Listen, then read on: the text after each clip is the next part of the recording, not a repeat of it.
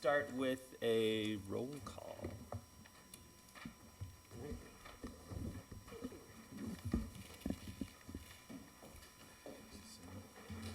All right. Paula Hyatt.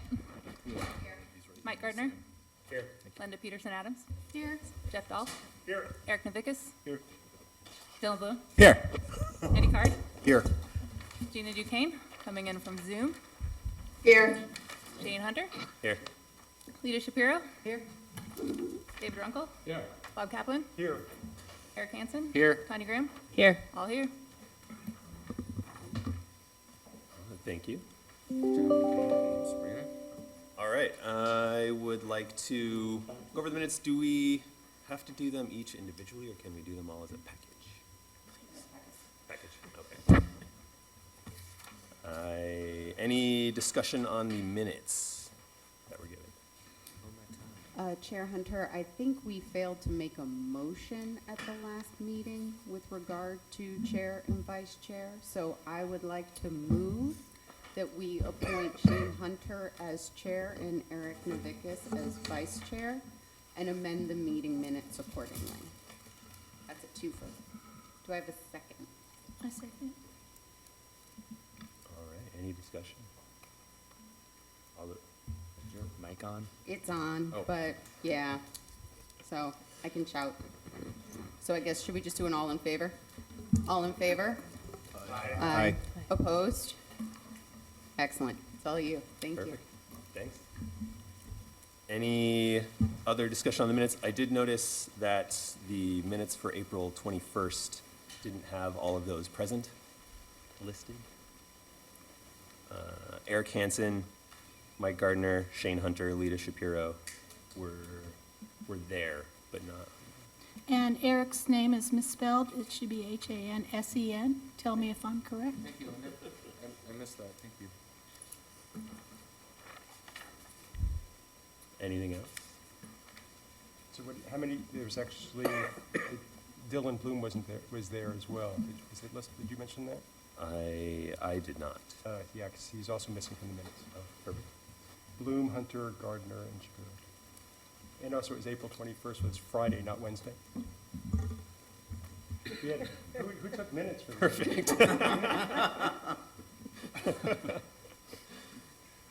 Any other discussion?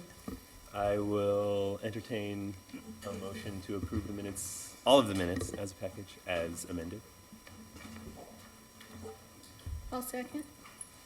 Oh, I'll move to approve all of the minutes that listed in the document under 2. Second. Any discussion? All those in favor? Aye. Any opposed? All right, perfect. Thank you very much. Now on to the review of process and roles with Sabrina.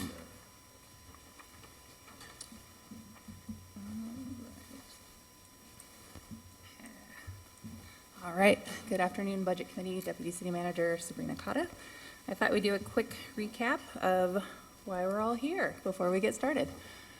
So first I wanted to take the time to thank the budget team.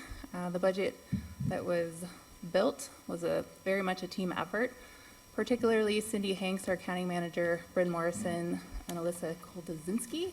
They are the ones who put much of the effort into building this budget and the document that you have in the binder, as well as the online budget book. So I just wanted to commend them for their effort, as well as the department heads and staff who entered budgets, reviewed their budgets, provided information to us. So thank you to them. Just as a reminder, our committee meeting schedule was adopted by council a while ago, and these are the dates. You have that in your training packet, but just a quick overview. You get to spend pretty much every Thursday with us for the next month and a half, so we appreciate your time. Where can I find the budget and budget info? So we have our online book on the website. From the homepage, from the Hot Topics direct link about the budget process, as well as if you go to our finance department page, the budget process is there as well. So that will take you directly to our online book. If you have a question, whether it's this committee or the public, we request that you submit the questions through email to Alyssa at least 3 business days prior to the next Citizens Budget Committee to ensure we have adequate time to gather information and provide a response to everyone. How do I act and why am I here?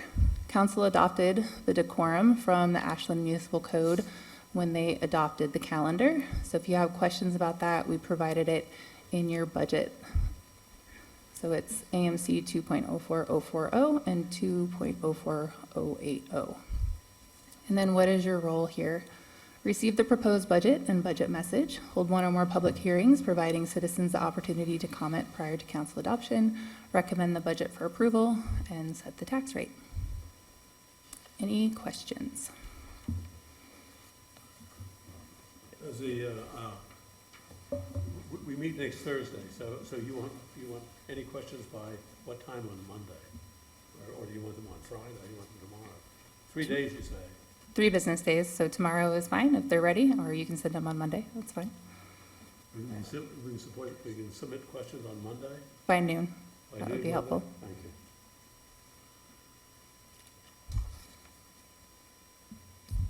All right, Any other questions for Sabrina?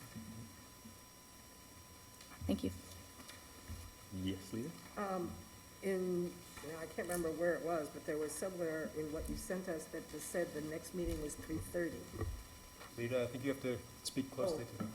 Sorry. Hi.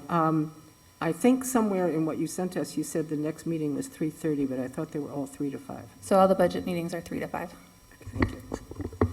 in this room. All right, thank you. I want to take a minute or two to talk about the process from my perspective and why we're here. As Sabrina said, we're here to recommend a budget to the city council and set the, approve tax rates, the property tax rates. We're also a vehicle, as she said, for everyone else to, the public to view the budget, have questions, make comments, all that fun stuff. We will have those comment periods at the beginning of meetings going forward. This one is sort of in the middle after the enterprise funds kick off, just so y'all know, and the public knows. So the budget, the plan, what the city is doing with the incoming resources. There are certain required duties that the city has to perform: public safety, utilities, paying their employees and vendors, listening to me talk right now. Sorry, Joe, it's just part of the process. Then there are the duties that we want the city to perform. Wildfire risk reduction, that's going on right now, hopefully. I think that's what that is. Economic development, making our city more affordable. During this process, we'll get to see how the city plans to deal with these duties, This little thing right here. provide these duties, spend the money for the required duties and those desired duties that we talked about, or that I just said. We can suggest other ideas on how the city can go about this. Hopefully those other ideas lead to the same outcomes and are potentially, require less outlay.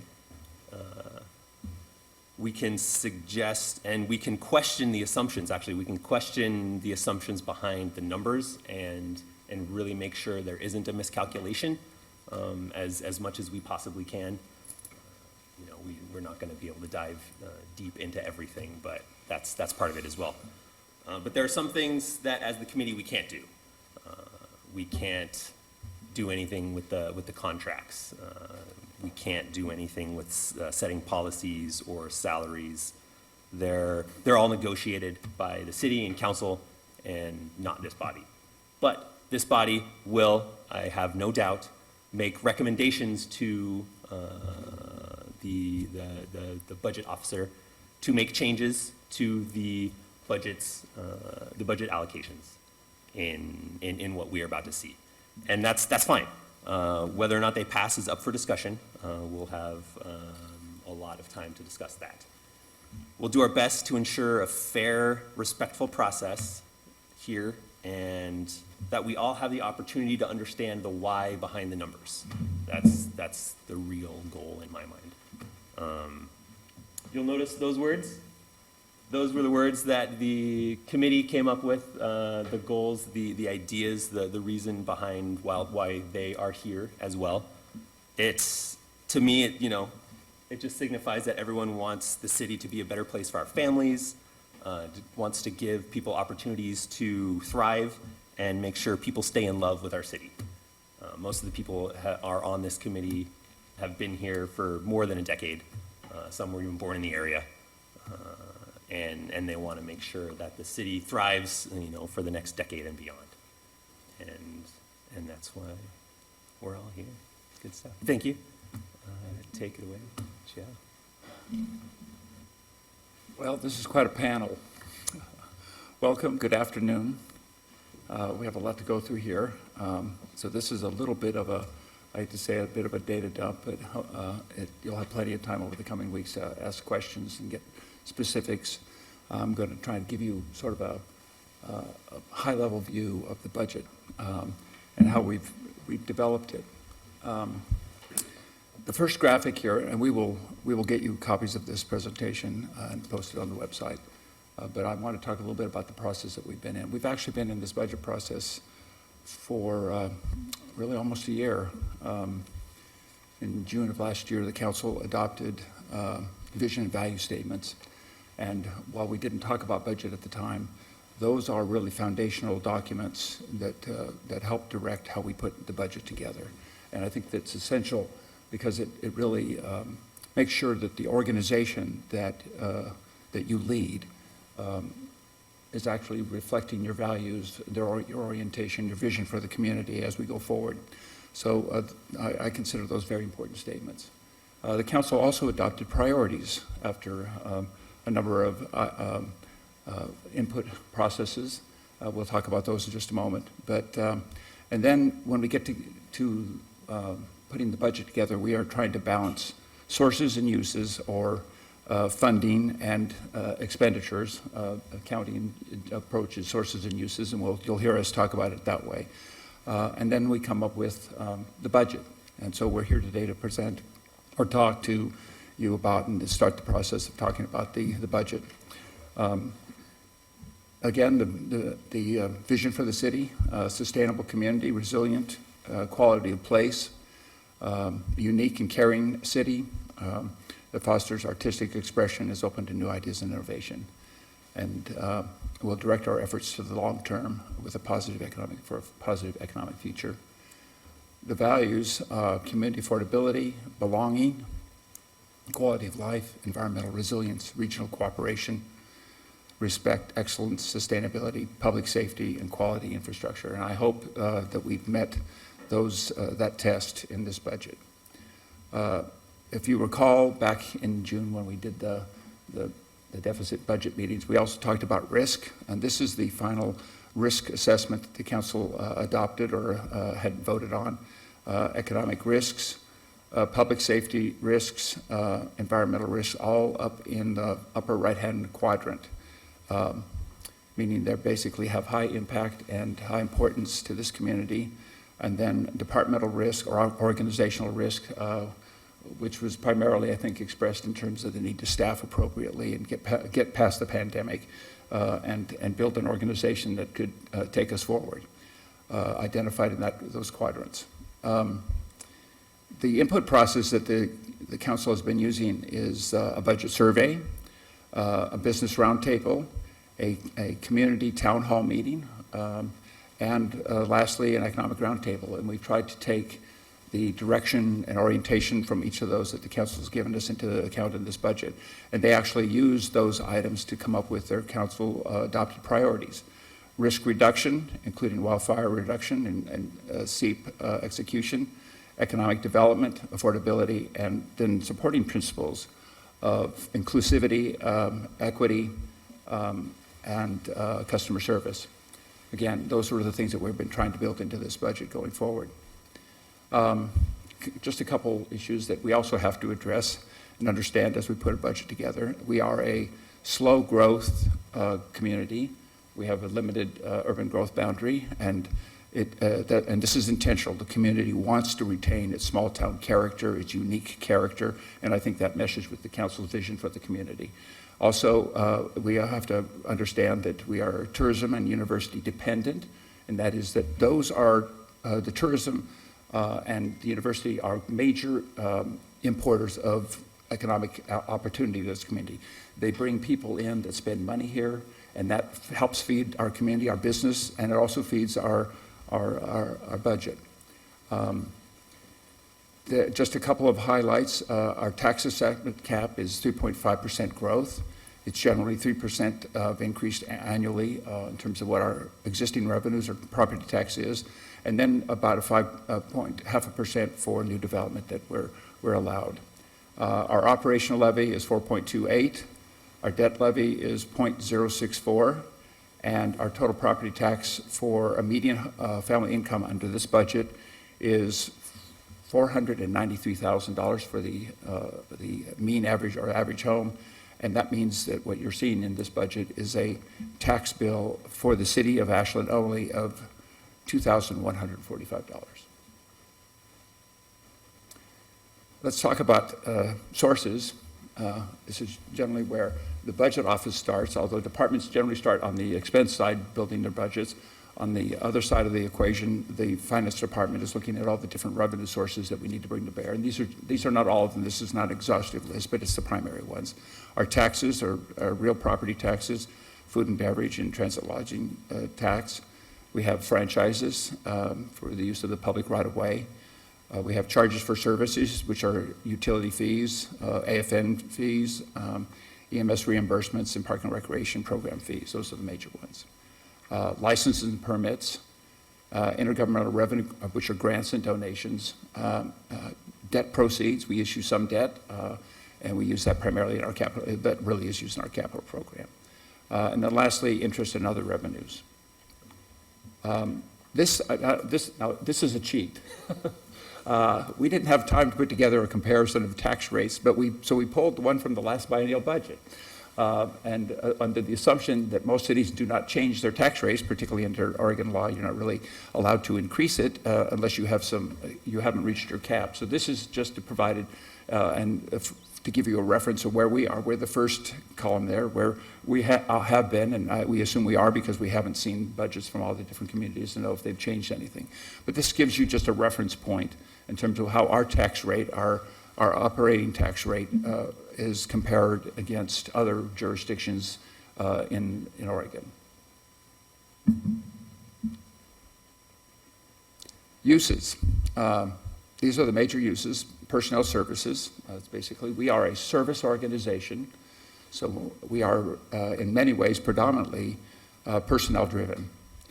Without the staff, without experienced and qualified staff, we really can't offer the kind of services that we need to offer to be a viable community, and for that matter, to be competitive as a location to live and work and build your business with other communities.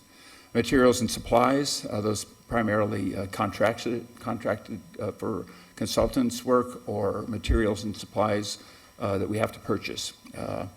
That's also, those first two items are the major items that you'll see in the operating budget. Of course, we also have capital, debt service, transfers out, and other uses. But you'll see primarily when you look at the budget document, the first 4 or 5 items there really drive the budget. And most, in terms of what we will be concerned about in a lot of our conversations, are the first 2 and how they fit into the overall scheme of what department service delivery is.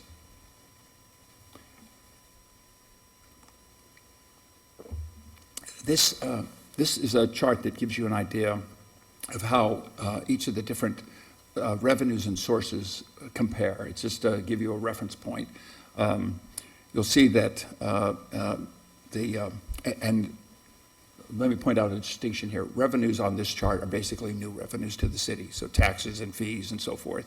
And sources are those things that we already have existing, we're rolling over, or it's in the budget that are going forward, because you have to, at the end of this biennium, you have to reappropriate basically everything in the budget has to be reappropriated, even if it's a continuation of a project that we've started in the biennium.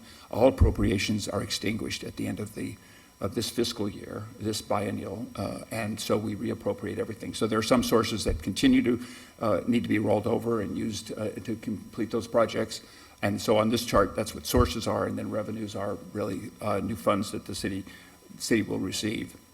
I'm going to trip forward through these. Again, we'll provide this in a handout eventually so that you can have it to work from. But the next chart here gives you the proposed budget revenue and sources again, and it shows you them by, I need to enlarge this because it's hard for me to read. This gives you the dollar amounts. I'm sorry. Yes. The first chart gives you sort of a percentage or a graphic that shows you how they compare. This gives you the actual numbers. And remembering that our full budget is over $300 million in terms of continuing appropriations and new funds that are primarily used to operate city departments. This gives you an idea of what the capital budget looks like, and you can see very clearly that Public Works owns the capital world for the city, but parks being the second most important expenditure of capital funds. And of course, the Public Works includes street, it includes the water, wastewater, utility. There's a little bit on the chart for electric. You can see that it is not as major as the parks and Public Works, but Public Works capturing all of the streets and water, wastewater, and particularly since we are in the process of building a new water treatment plant.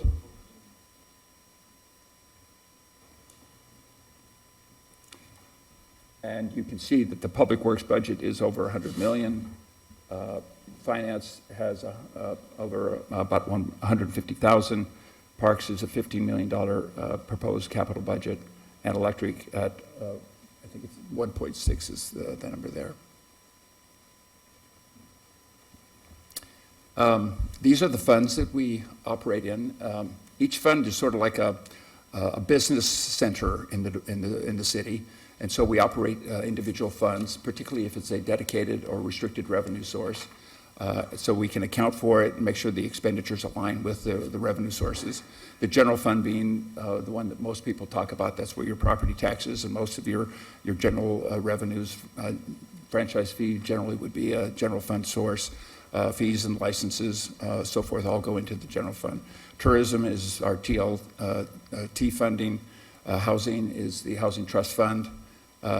We have a reserve that's actually the emergency reserve. The council funded that at $1.74 million last year during the budget deficit discussions. I think it's up to about $1.8 million now. There's the street fund, which is primarily an enterprise fund. It collects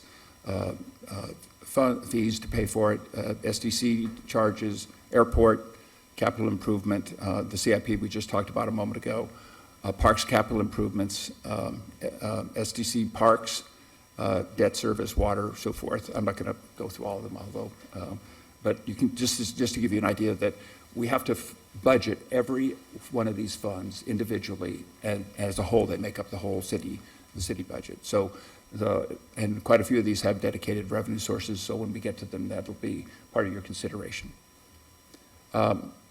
Now, I want to talk a little bit about what's happening in terms of the reality of the world we're in right now, given economic circumstances.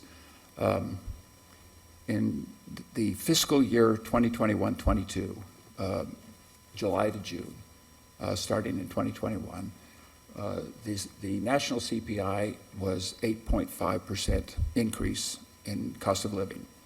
And I'm talking about this just as a reference so you understand what the circumstances that we're in. This year, if you go to the CPI calculator, it tells you that it rounds it out, I think, to a 2% cost of living CPI indicator. If you compound those, you realize 1 year over the next, it's 8.5 on the prior year, and then another 2% on the 8.5. You get a kind of a compounded rate of 8.6% over the biennium that we in growth in terms of costs. Now, this is misleading to a great degree because in the construction area, in particular, our capital area, and in particular in the treatment use, the operation of our water utility, we are seeing larger increases in this. We're seeing some increases of 25 to 30%. 15 to 20% last year, and we're expecting another 10 to 15% this year. So the cost of living is a major issue for us. Cost of doing business is a major issue. And of course, we all know that the Federal Reserve has been trying to tame inflation. The counterbalancing issue there is to make sure we don't trip into recession. Recession would create other issues for us in terms of our university and our tourism-dependent economy. So we're kind of walking that thin line between two alternative futures and hoping that it all comes out happily. And this budget is projected to really use all of the available resources that we can to operate the city. So as things have bounced back, instead of maintaining the lower level of service delivery, we are going to utilize those new revenues or those reoccurring revenues to fund the city operation and take it back to where it was as best we can. In the 21-23 budget, obviously, we were in the pandemic period, the city was, and we had to make some really tough choices. We had some funding from the federal government that we knew was going to end, wasn't going to be available in this biennium.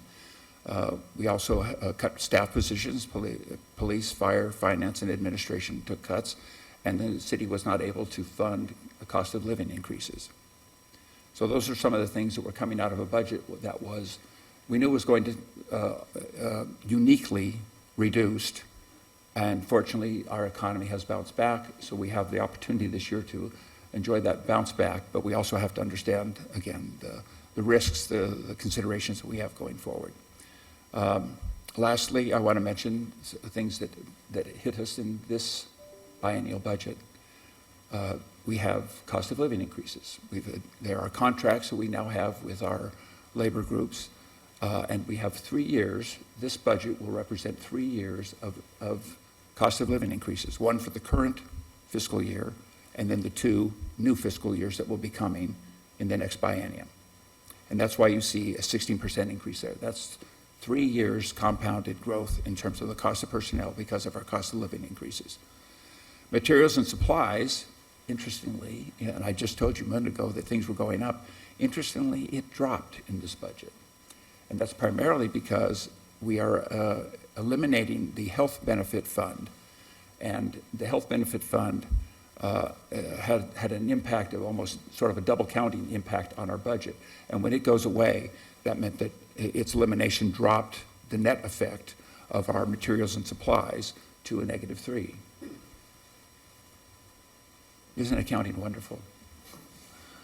So the total operating budget is seeing a 6.6% increase against that 8.6 CPI number above and the costs of capital projects and materials that we've talked about.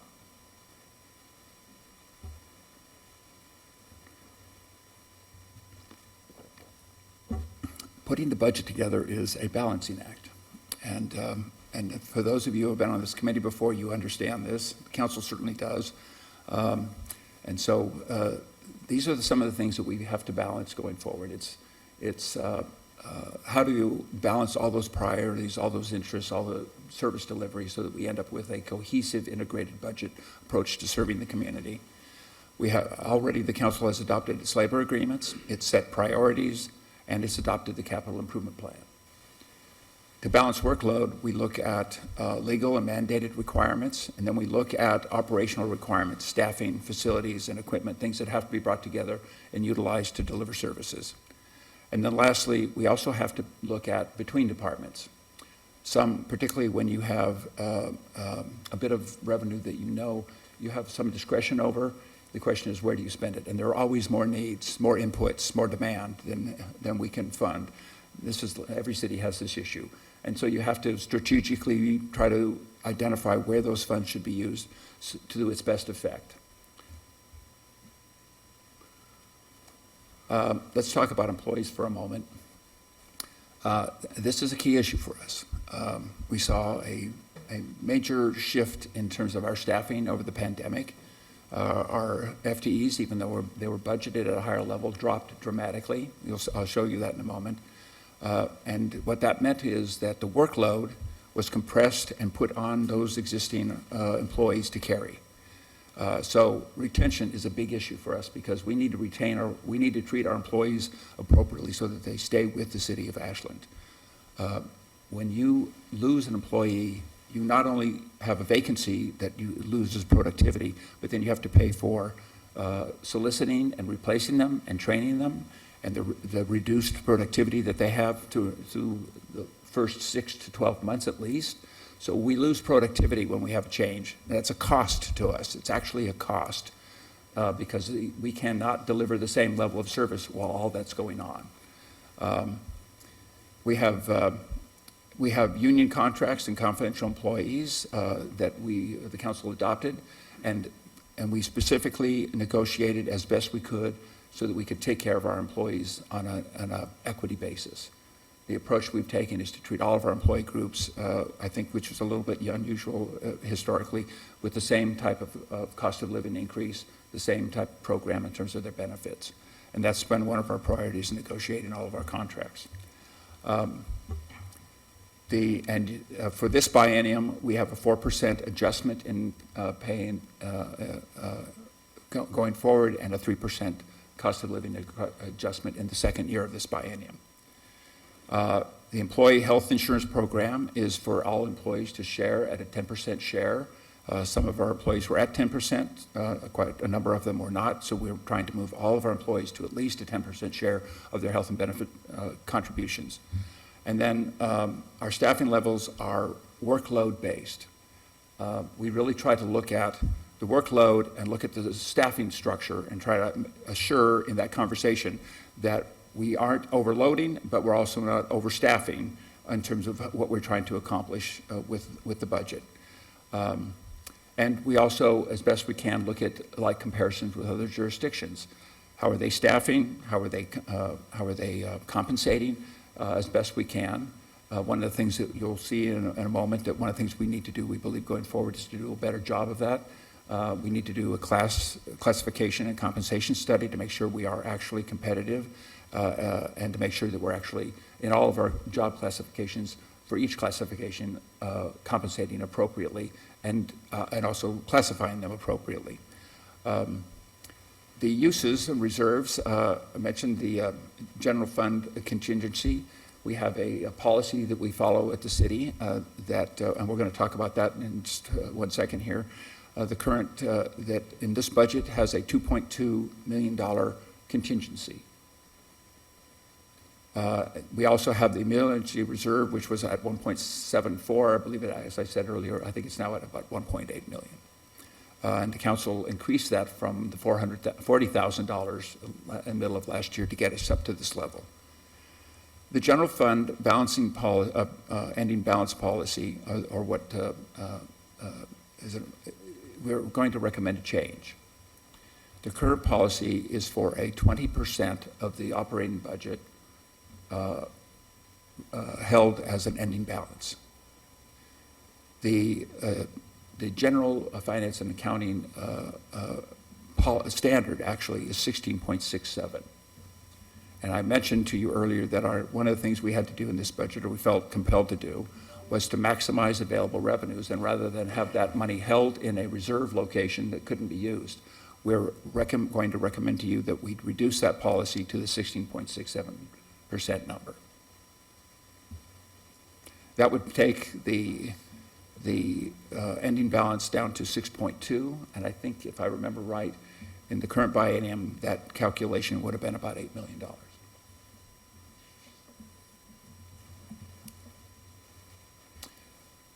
We also have some position changes. In this budget, we're asking for 4 single-role EMT basic positions. This is to start the process of converting to single-role EMS. We did a budget presentation to the council 4 weeks ago, I guess, and talked about the need to address our call volume. Most of our calls are EMS related. We have been advertising to fill these positions so that we could begin as soon as possible after, assuming that you approve these in the budget, to start that program. Based upon what we're seeing, we believe we can start 2 teams of 2 hires each to work during our peak periods, and begin a phase 1 implementation. Ultimately, we would like to get to 4 teams, but right now with senior budget are 2 teams, and then if additional revenue does come in from our fire program, our reimbursements and so forth, we would come back to the council and ask to appropriate those new revenues into, we'll also be talking about the food and beverage tax in a moment. But if there are additional revenues, we believe that one of our priorities would be to add 2 more teams and take us to really a full implementation of this program to deal with the call volume in the fire department. In police, we're recommending 2 positions. We're currently at 28 positions, officer positions in the department. 30 was our peak before the pandemic, and so we're trying to go back to that 30. In Public Works, we are asking for a technician to deal with the water and wastewater system so we can manage that system appropriately. This is basically a technical, computerized-based monitoring and maintenance of the system, providing us the data so we can make sure that we are operating it correctly. I believe we actually contract for this, and so this would be a savings. My recollection is the contract work we do to have this SCADA work done is about $400,000, and so we reduce it substantially for a single position. The water distribution worker, we are adding one additional worker in the water distribution system to get our maintenance staff back up to where it needs to be in order to maintain the distribution and maintenance program. And then we want to convert 4 temporary street maintenance employees to 2 full-time positions. In parks, we are looking at, we have an RFP on the street right now that has been issued by Public Works. He's nodding back here. Thank you very much. If you see anything happen behind me, would you please warn me so I can, they all look frowned or whatever, you'll know, I'd like to know if I've made a mistake in my statements. So, but anyway, we're currently doing an RFP to look at converting 1.5 to 2 positions in the Parks Department to a contract relationship for the medians and some of the public spaces in the city that Parks currently maintains for us. We believe there's a chance it might be more affordable doing this. It also gives us more flexibility to staff up or staff down without having, to increase the workload or decrease the workload depending upon funding impacts without directly going to staffing cuts in the Parks Department. That would mean that we would retain this work in Public Works versus in Parks, but we're waiting for the results of this to see whether or not we can actually recommend it. In administration, in the city recorder's office, we are transferring a part-time person to provide records retention and scanning work. We have a backlog there, and we need to get caught up, and we believe that this would probably be a part-time position going forward. We need to have a management analyst in my office. This is the adult supervision for me, so that I can keep my act together on a day-to-day basis. A lot of the projects that you're going to see in a moment are falling into the manager's office. So this person is very important to help us with a lot of our partnership efforts, a lot of issues that relate to helping the houseless in our community and so forth. Those all require a great deal of time, and we need some assistance to do that work. Economic development, we have deleted a position. We came to council in the middle of last year and asked about adding an economic development position. That work is going to have to be adopted or taken into the manager's office. We believe that we can handle it with the analyst position versus filling a more expensive economic development position. We advertised, but as we got to the budget, again with that idea of maximizing the funds available to provide for direct service delivery, we determined that that this was a deletion that we should take. Risk analyst. The city does not currently have a risk analyst. We need someone to work for the city on our insurance program in the finance department and make sure that our safety and our liability claims processing is handled appropriately. Every city of our size should have this. If they don't, it's not a process that we can contract for. It's too intimate in terms of our operations, and on a regular basis, we believe it needs to be in-house and it needs to be added to the finance department. I'm sorry, HR, excuse me. I got that wrong. All right, somebody should have made a face. Oh, Bryn is making a face. Okay. You were supposed to warn me. Now, let's talk about our full-time equivalents. In the 2017-19 biennial budget, the city was budgeted for 263 positions. In 1921, it went to 259, and during the the current biennium, we were budgeted for 244. And I mentioned the need to do retention. The actual numbers at the end of year for 21-22 was 213 employees.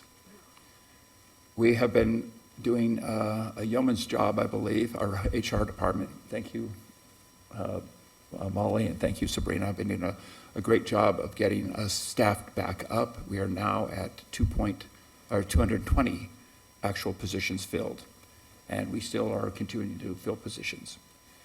This budget, with the items I've just gone through, takes us up to 264.07 full-time equivalents.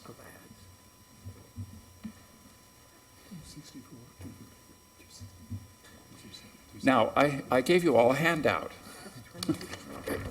This chart, if you'll all pull that up for just a moment.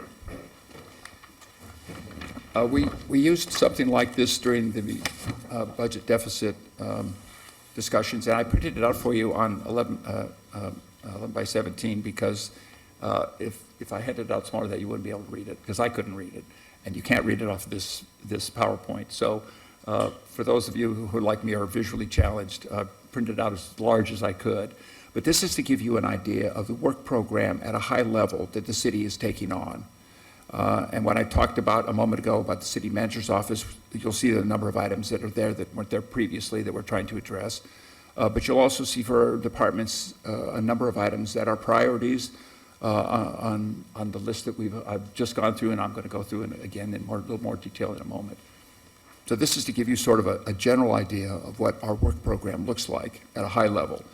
When we go through the departmental budgets in the general fund, you'll see some additional cause-effect diagrams that show you what their individual departmental work program looks like, and perhaps in more detail.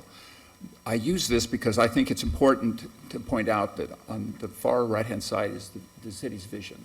That's what we're trying to accomplish, the council's adopted vision for the city. On the far left is a block that talks about values. So those are our guiding principles, and these are the work program that we're trying to accomplish underneath those values, that vision. And if we are successful, since it is a cause-effect diagram, I'm hoping it'll be successful, we will accomplish the vision that the council has adopted for the city. Now let's also talk about what will be coming in the budget work next year.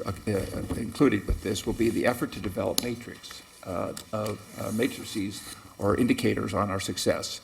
One of our items will be to develop a set of objectives based upon the cause-effect diagram you just saw and the council priorities. Each of these items you see here relate to a priority. The council adopted basically management by excellence for equity and transparency and so forth in terms of our priorities. And so management for excellence is our catchphrase for the cluster of items that are in this budget related to meeting that overall priority. Livable community is added here because there are some operations in the city that aren't captured directly by the priorities, but we don't want them to be outside of our development of performance or objective indicators. So things like the Parks Department will roll up into this category, this concentration of items as we develop our matrix. Risk reduction was the direct item the council adopted, as was economic development and affordability. So each of those priorities in our budget will be rolled up with performance measures going as we go into the next biennium so that we can give you performance measures and record them in a dashboard as we go forward. So this is work to be done, but it starts with the priorities of the council, adding the livability community, and then the last item, which was a theme that came up very clearly as we developed our budget, is the idea of an issue that we have to talk about, and that is deferred maintenance and the need to invest in our future. So, and that directly relates to, again, going back to our vision statement of having quality infrastructure. So there are a number of items that will be rolled up under that as well as we go forward so that the council and the community can see what our progress looks like as we develop these performance measures. So this is work to be done. This will be new for the city to a certain degree. It's where most cities our size and larger cities are going toward, trying to have a performance measure-based dashboard that you can show the community on a quarterly or semi-annual basis on how we're progressing and what we're doing to accomplish those items. Let's talk about each of these items individually now. First, I want to say that the city is in a strong financial position. Our contingency is being funded in this biennium. Our ending balance is being funded, and our emergency reserve is being funded. And we believe that our projection through the biennium is solid in terms of the revenue sources that are built into this budget. We are also currently hitting all of our targets for the city financial policies, but we are recommending a change to the general fund's ending balance policy, changing it from 20% to 16.67% per year per the Governmental Finance Officers Association's best practice. And that will take us to that $6.2 million that I referenced a little bit ago, and that would change the amount in the ending balance by $800,000. In essence, it makes $800,000 available for our operational and capital expenditures. In terms of funding changes, we are eliminating the health and benefits fund. We no longer need that fund. And I mentioned it a moment ago when I said that that was the one that made the materials and supplies drop to a negative, but that's being eliminated. The general fund now includes Parks and Recreation Department and Parks Equipment Fund as a regular part of the general fund. And then we have developed system development charges funds for streets, parks, water, and wastewater. So those are being established. Dedicated revenue sources that need to be tracked as dedicated or restricted revenue sources.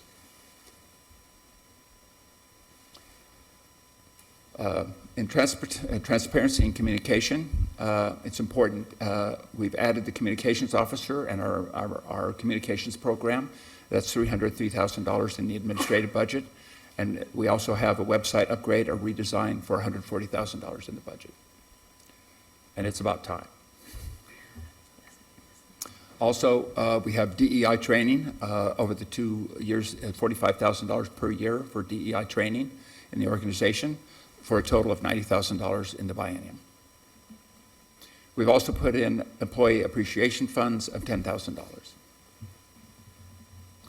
That's part of our retention program. The annual Christmas lunch, perhaps a summer lunch program, pretty minimal in terms of what I would consider a retention program of appreciation for our employees and motivation.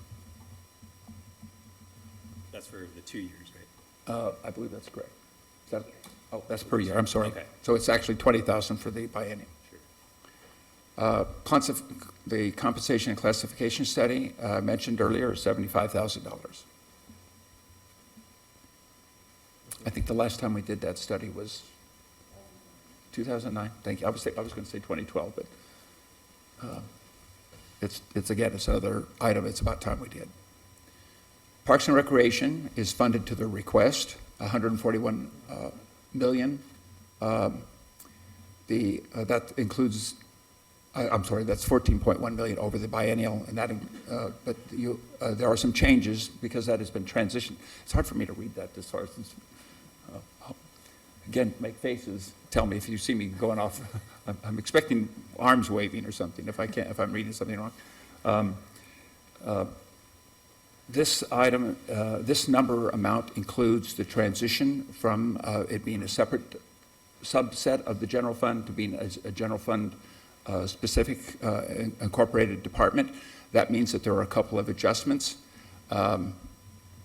The charges for overhead charges that we would normally have charged that fund no longer apply to that fund, so it now it gets transferred into the overall general fund. So in essence, the overall general fund administrative charges has gone up, and it's gone down in the Parks Department, so you'll see a reduction in parks and you'll see an increase in the general fund. You'll also see the contingency, same issue happen in the contingency. The contingency is all contained at the general fund level, and so Parks Fund is no longer a separate fund with its own contingency. It's all incorporated fully as if it's a general fund department, just like every other general fund department, fire, police, administration.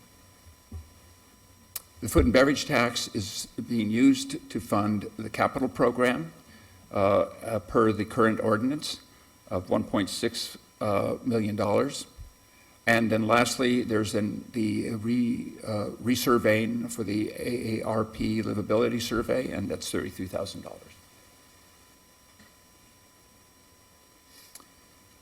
Now we're going to shift over to risk reduction. We currently have a $2.5 million grant. I believe there's something over about $1.3 million left in that grant. We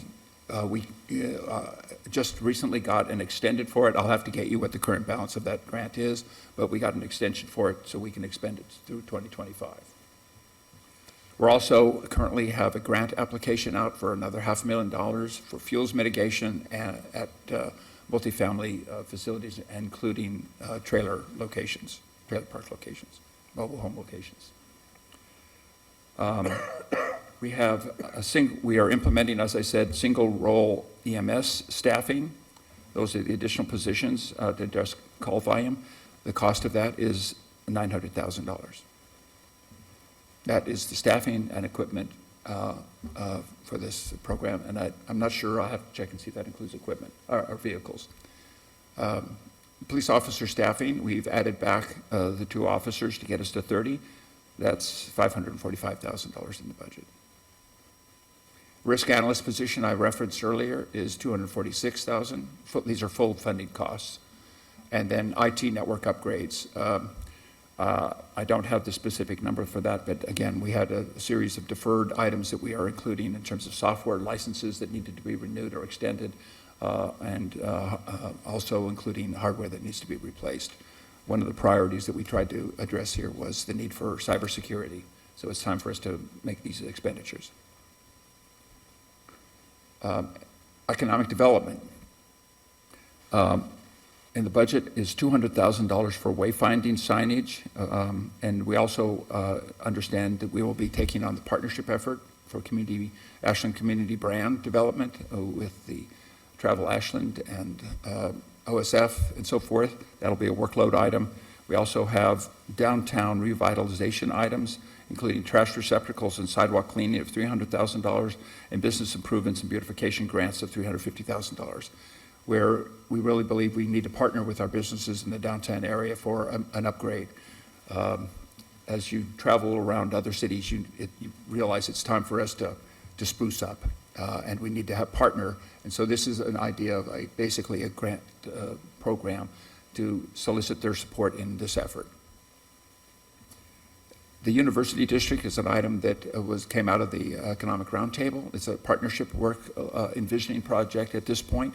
We're not sure exactly where it'll go. In the future, we'll have to identify what resources might be brought to bear to that. But right now, we want to start that partnering effort to envision what that activity center might look like, with the idea that we need more than one activity center in our tourism, not just the downtown, but we also need a unique experience that we can attract travelers and tourists, and also attract students to the university.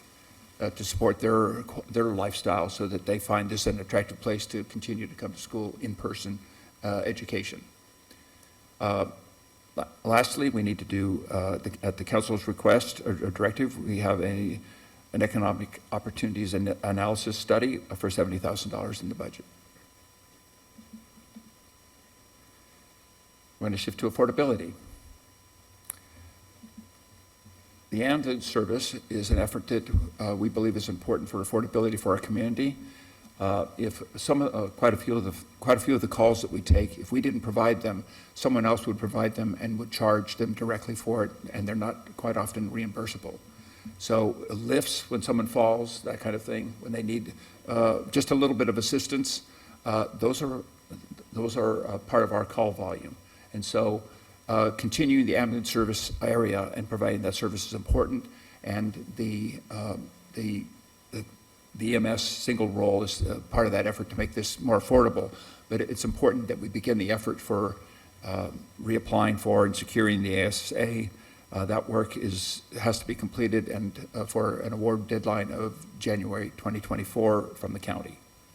I have directed the fire department to begin that application process, realizing that if we did not have this EMS service, our revenues to the fire department would drop, and we would actually take on something like a $1.3, $1.5 million additional cost in our fire department. This program offsets costs in the fire department because right now the people who are providing this service are firefighters. In order for us to fund those firefighters, we are using the reimbursement from our ambulance service to make it affordable. Electric rates, a master plan study of $150,000 to look at progressive rates, and also review and identify options for low-income utility assistance and senior discount updates. The USDA on-bill financing program, we have is being funded, and I'll have to get you the number for that, for the energy efficiency financial report that we need in order to submit for that and secure the loan program. Oops, I pushed the button and I didn't mean to, excuse me. Grant funding. As you recall, I said that we had deleted the economic development position, but what we will do is we will begin work with departments to do a grant funding outreach and identification effort, and they will absorb it in their capital and operating budget when we need an assistance to identify potential grants and to do the application process. That's how we will be funding it. Child care initiative. $120,000 per year for a total of $240,000.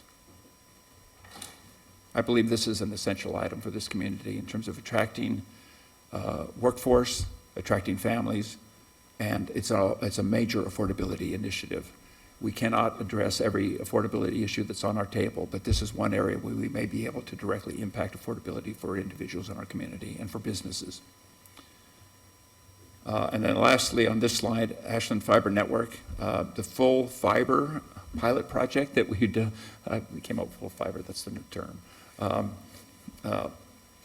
That for $1 million that was in our business plan, we are funding it out of the balance in the the technology account. So AFN will fund from its balance this pilot program. And then we will come back to you at the end of the biennium with recommendations for how we may proceed in the future. Affordability is a double slider. Economic and cultural and resilient small grants if you recall, this was reduced in the 2021-23 biennium, and the half funding, I believe it's half funding, or is it full funding at the current level? I'll have to check this slide. But there's $586,000 continued in the Cultural and Resilient Small Grant Program. The Housing Trust Fund, affordable housing preference money is at $200,000 in the budget. And we are recommending that we move the $1 million that we received for homeless initiatives to a separate part of the budget so that it can be separate from the incentive program for housing development, and that it will deal with the severe weather. That says sever, but it should be severe. I don't see anybody waving their hands to catch my errors here. I'm really disappointed in all of you.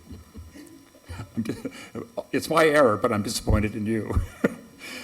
Severe weather shelter support, the overnight sleeping and self-governing sites that we're working on, and developing and pursuing the shelter grant opportunity that the current grant authorization the council gave us at the last meeting are all in this program. This is a quick summary of the capital budget, $124 million. I mentioned that earlier. This just gives you the breakdown in a more readable format for what the capital program looks like. realizing that the water program includes the current water plant, treatment plant relocation.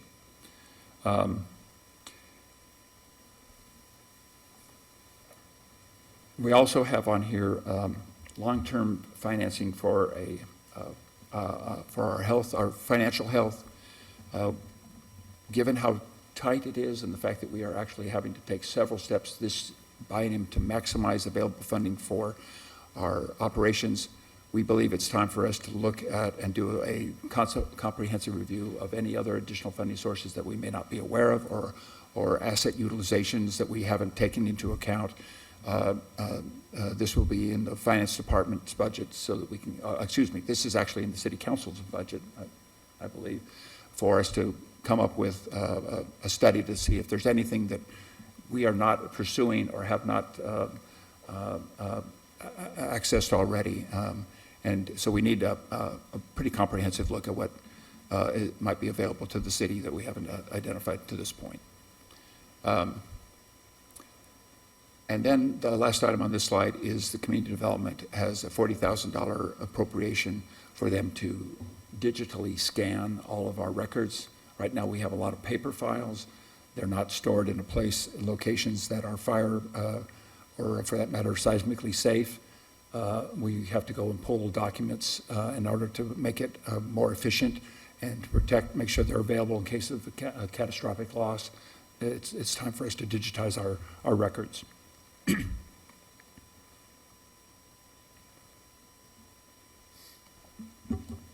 Invest in the future. We will continue the facilities optimization and master plan effort, which is the total of those efforts are at $500,000, including the full asset management system implementation. And then deferred maintenance is currently funded at $600,000 in the parks budget and at $500,000 for other general fund departments. This is not a really adequate amount. The deferral of maintenance over time has, if you recall, when we had the discussion about the status of some of our facilities, we graded them from A to F. We have a number of them that are in the D and F category, and I'm not sure we've actually identified all of them that are in those categories, but this is going to be an ongoing issue for the city. We are getting to the point where some of our facilities are simply wearing out. As an example, I don't believe we have funded the full replacement of the failing and old HVAC systems in City Hall. It's just the reality that those capital items have a useful life, and over time we have deferred those expenses. It's time for us to start thinking about them in serious nature. Outstanding issues. We're getting to the end. You'll have 3 more slides to wave at me for other errors, so please be paying attention. And let me know if anybody back here is making any faces. We have a couple RFPs out. I mentioned the median maintenance that may change how we are managing our median maintenance. There's also Pioneer Hall and Community Center. We are funded at, I think it's $820,000 or $840,000 for those 2 buildings. If you recall, when Scott presented the engineers' reports on those, that isn't quite enough to make these buildings really what they ought to be. And his report didn't even get into the aesthetics, the interior aesthetics of the building. So we still have an issue here. Of course, there's an item on the ballot for mayor and council compensation. That would require $75,600 that is currently not in the budget. Food and beverage tax and the franchise fee issues. What this is in order for us to maximize the funding that is available for the operating budget, we are not using the franchise fees for street debt. We are using the food and beverage tax current ordinance. What that means is that if there is a change in terms of the ballot initiative, there would be a shift and we would move the food and beverage tax into operations for parks as well as the 25% for capital.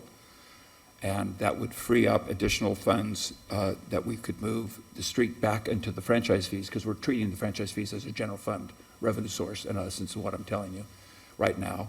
And if that passes, there will be some additional sources that we will have for unmet needs. Those unmet needs, just to give you an idea, include fire and rescue. The fire marshal and training officer are not funded. The fire and rescue phase 2, the single role EMS is not funded.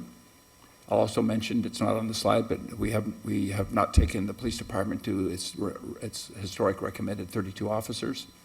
And then there are city facilities and technology deferred maintenance items that we believe if the funding becomes available, that this body should consider adding to the budget.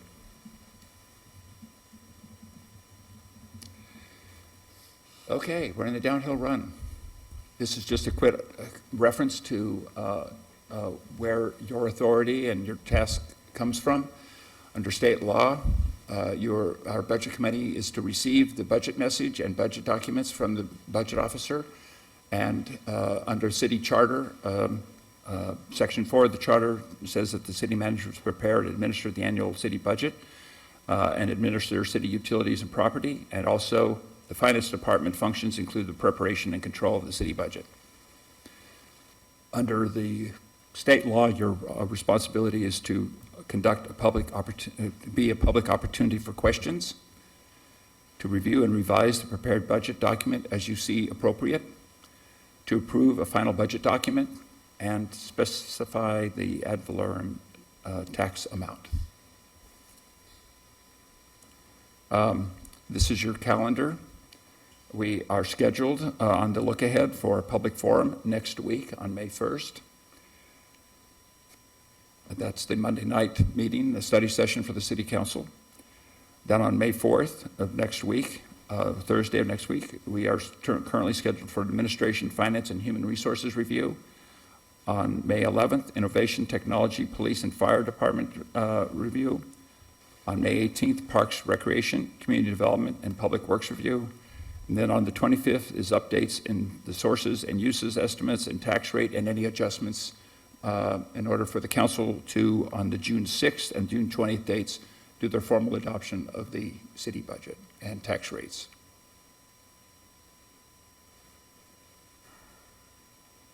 Thank you.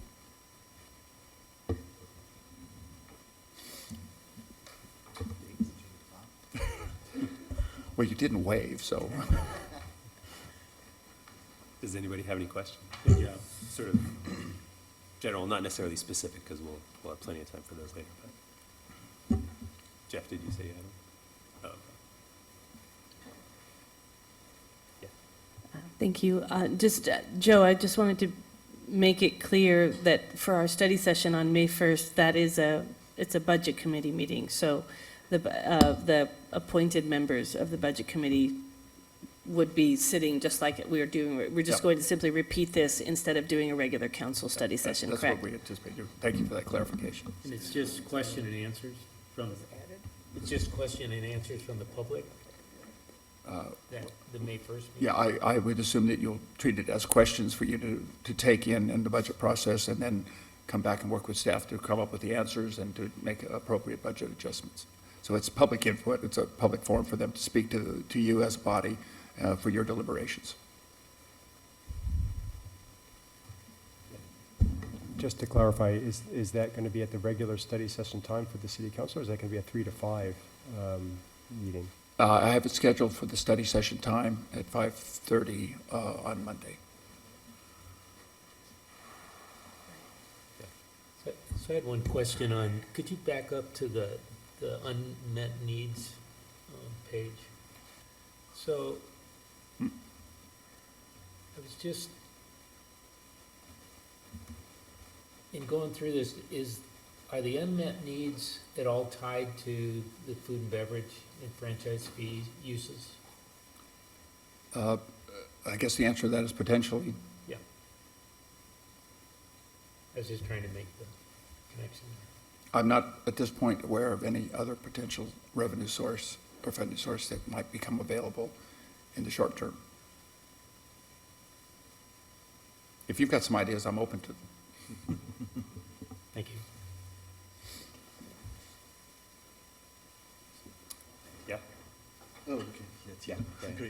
You're looking at hiring quite a few new employees.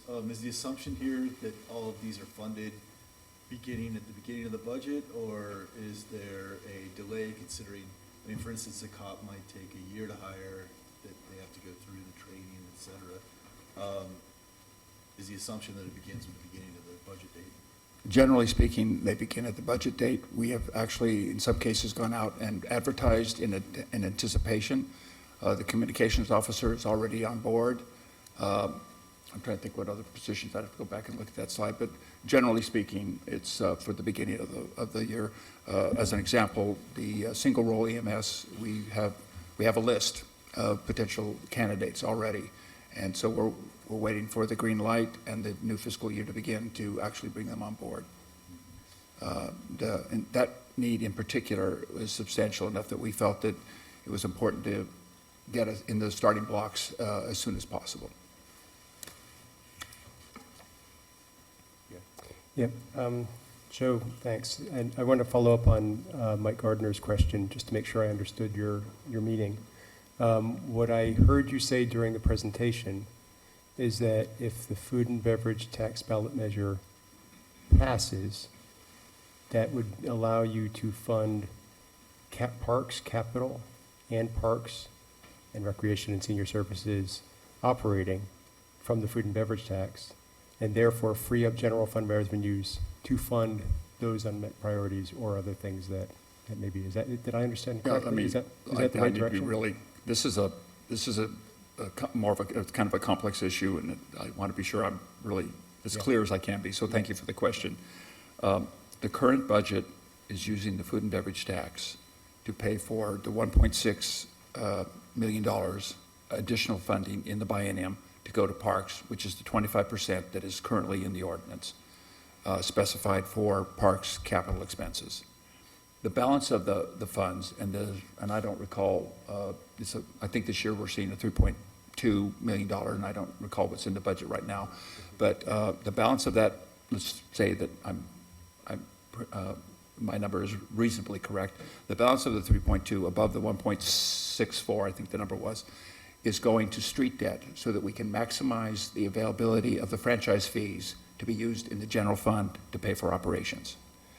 If the food and beverage tax passes, then suddenly we can move the street debt back to the franchise fees, and the 73% of the food and beverage tax, which would have a broader use for O&M as well as capital, we would retain the 1.64 for capital, and the available funding would go back into the parks operations, the purposes that are specified on the ballot: city parks operations,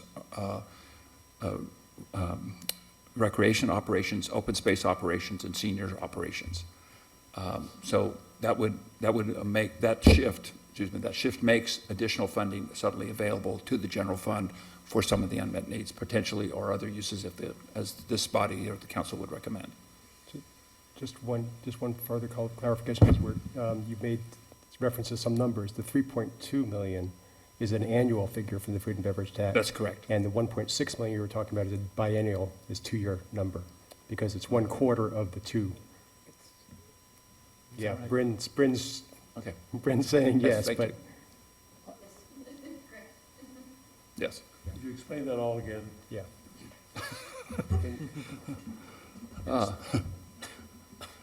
I mean, there's no new revenues in this.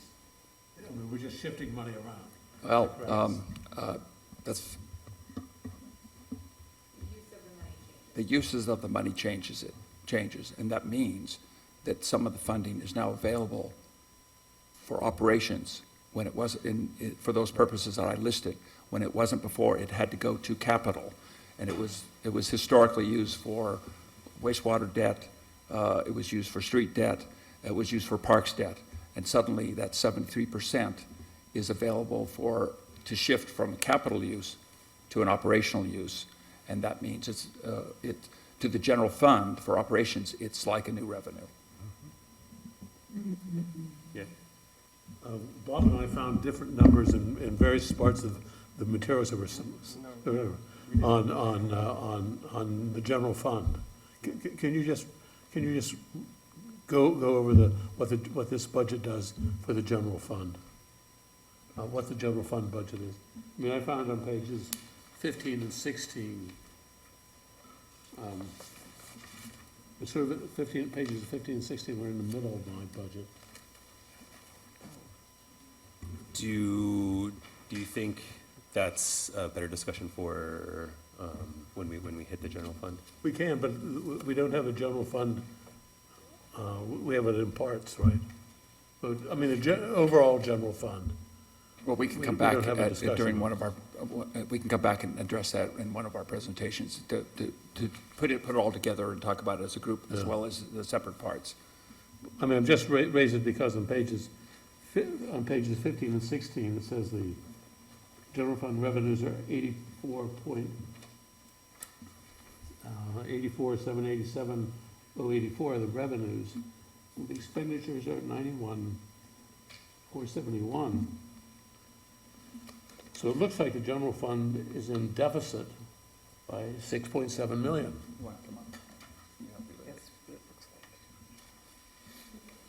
It's underwater by 6.7 million, is the way it looks. That's not on those correct. pages. If that's the way it's represented, that's not correct. It has to be a balanced budget. Pardon me? I said it has to be a balanced budget. Well, Yeah. if there's an error there, we'll have to look at it and see if there's a Take a correction. look, because it, I mean, it doesn't, I mean, Yep. it was in pages 15 and I have a 16, book. that's why I was stunned by that. Sure. Yeah. I have a question that might clarify, related to the franchise fees. Oh, great. I have a question that might clarify. Well, Can we take one at a time first? Oh, I See if we thought can I, address that question. sorry. So the revenue by type does not include the carry forward, it's only the revenue. It's not the total resources. Oh, and the carry forward number is how much? Would you sit there, please?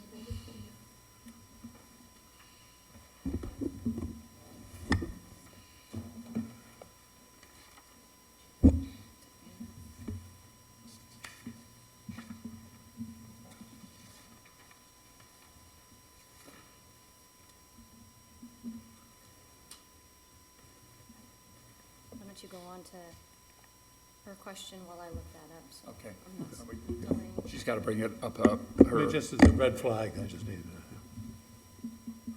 you had a question, you want to go ahead? I think it might make things a little more clear. I think when we're talking about the franchise the taxes, I mean, the food and beverage taxes, you said that the franchise fees are covering the street.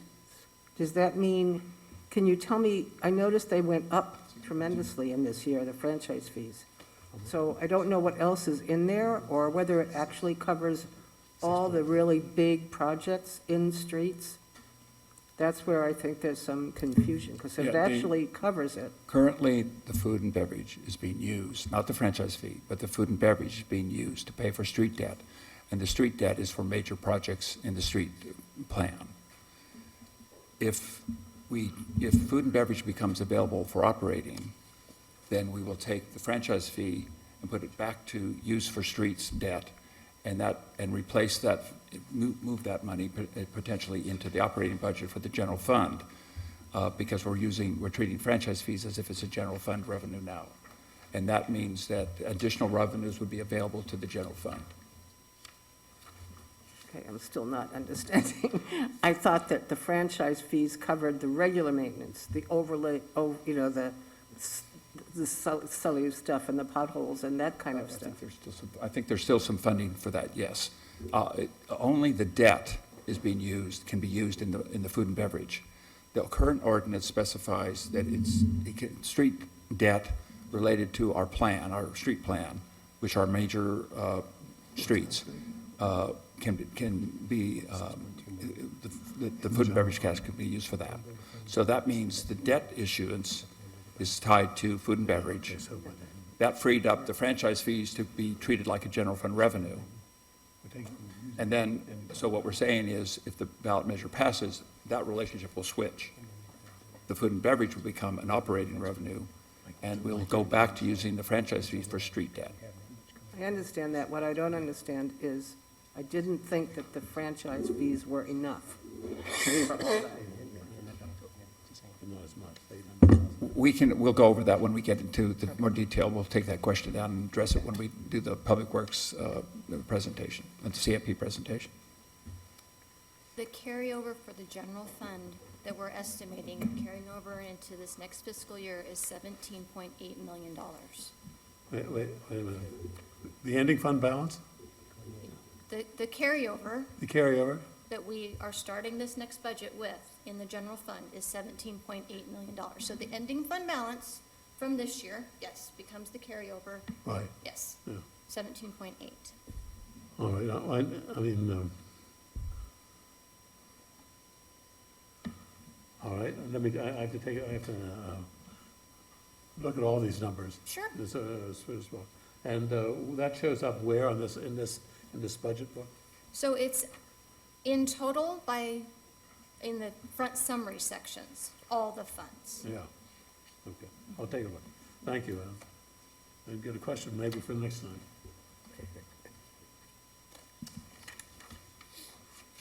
All right. I just have a question. If the food and beverage tax doesn't pass, then how do you justify using the franchise fees for the general fund, considering that they are supposed to be earmarked for, there should be a nexus between what they are spent on and what they are charged for?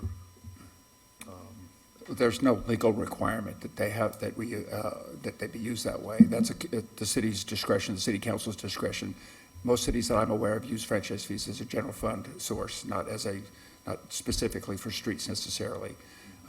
So it's really at the city's discretion to treat it either as a general fund source or use it as or honor that nexus and use it only for streets.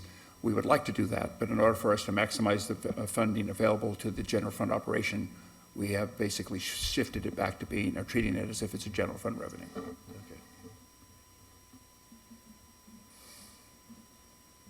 All right. Well, thank you very much.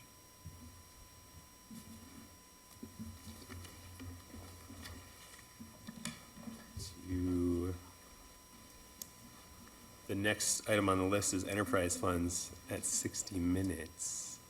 I don't know. How much? Wait.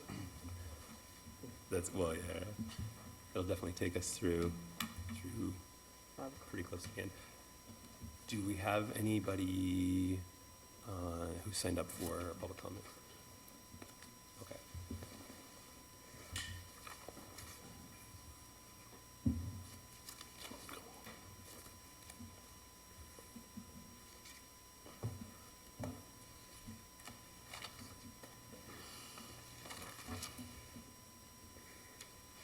So thank you all for your time. My name is Tom McBartlett. I'm the director of the electric utility. I've got just a few quick overview type slides and then be happy to answer any questions.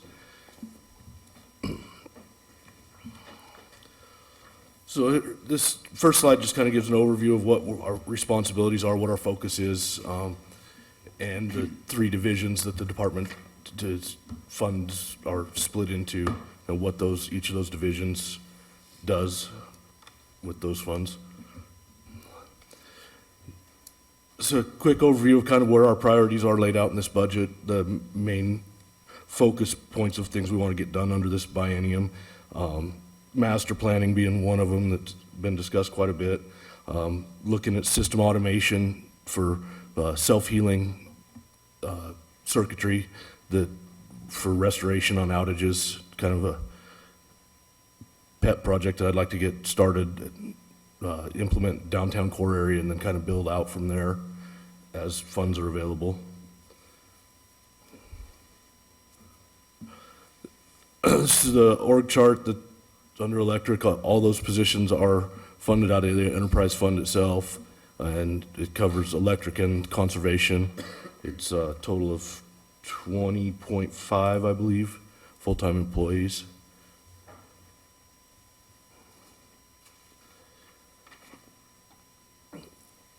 Significant changes, over bienniums, we completed our wildfire mitigation plan as ordered by the state. It was Senate Bill 762, I think, a couple years ago that implemented that. Now we're going to fund to implement that plan and move forward with the recommendations to reduce any wildfire risk. We did purchase Mountain Avenue Substation this past biennium, which reduces our monthly charges to BPA about $150,000 a year. And we negotiated with BPA. They had a banner year in their fiscal year 22, which left them with their revenues about 700 million over what they had forecasted. So by statute, the administrator has a limited number of things you can do with that. The utilities and through our trade organization groups like the Northwest Requirements Utilities and PPC sat down at the table. We got Bonneville to agree to rebate 500 million of that back to the utilities. So Ashland's share of that is $1.3 million that we're seeing as on-bill credits from October of December of 22 through October of 23. So it's about another $150,000 a month that we're saving on our BPA bill.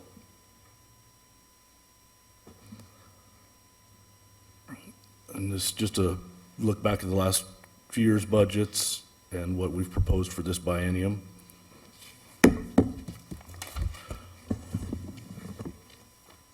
And I'll try to get us back on schedule here. Any questions? Perfect.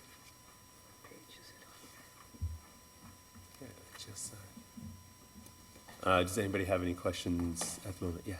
Thank you. So thank you, Tom.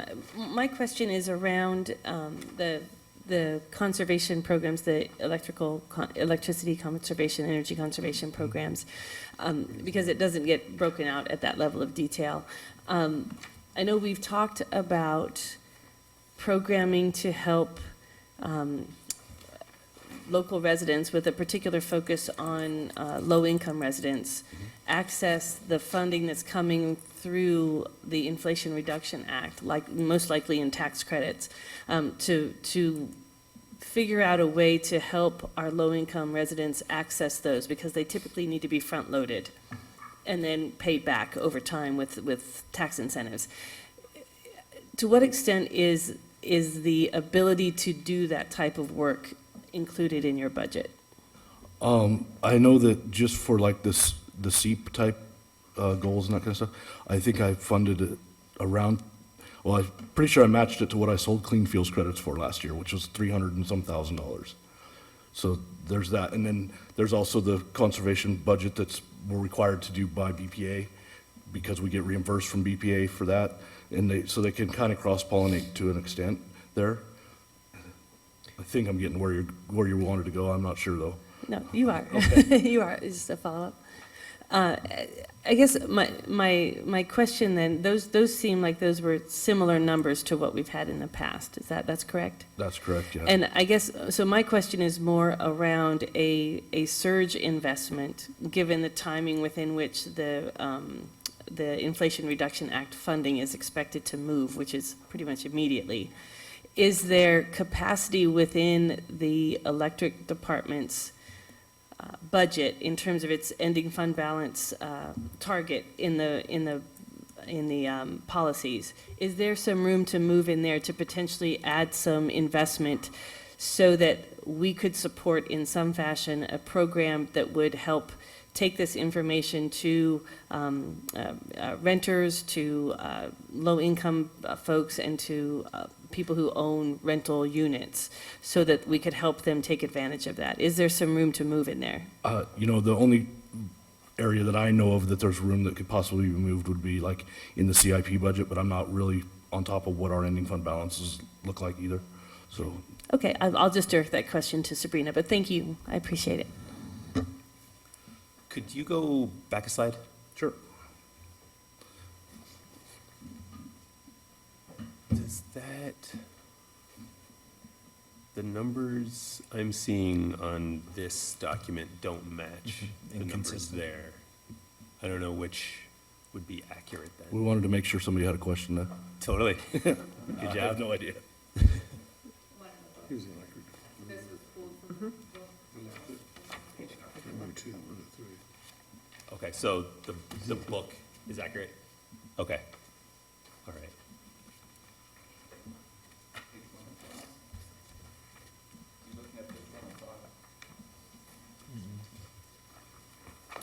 Page 105. This is page 24 we're looking at. 24, yeah. Yeah, that's what I was looking at. Which, Follow up on Shane's point, because I clicked on the link in the online that you guys sent out, and I'm seeing significantly different numbers, like 3 million different, right. so when we have people. Oh, click on my, the links, my guess is it's probably, what you're seeing includes conservation's budget and not just electric. So which should we use, the link that is on our website? The chart, Conservation is put in administration budget, electric is standalone, so they are split in this online document. So your budget book, or what you have in the folder, is the correct number, and they are split. So electric is one and conservation is another. So page 105 is the electric biennial comparison that you're seeing right there in the other page. And I'll see if we can find it. if I may, this chart matches exactly the biennial comparison chart that's online at the link that was sent out. So if you click into the electric budget, you'll see the first topic is budget line items, and then as you scroll down, you'll see a biennial comparison. And these numbers are ticked and tied exactly to what is in the biennial comparison with an updated date of April 21, 2023 at 12:34.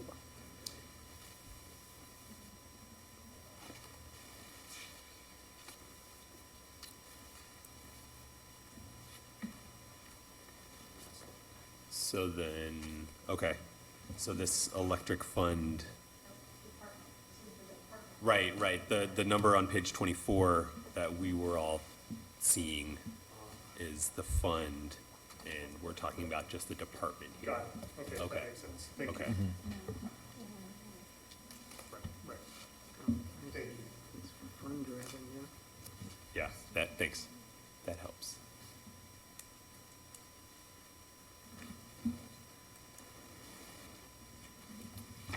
So the detail back on pages 105 and 106. That's the detail. Yeah, Yeah, for the department. that's just the department, and then one on 24 is the fund. Well, thank you, yeah. This is- Any other questions on And then this is the electric department? All right. Thank you very much. On to water.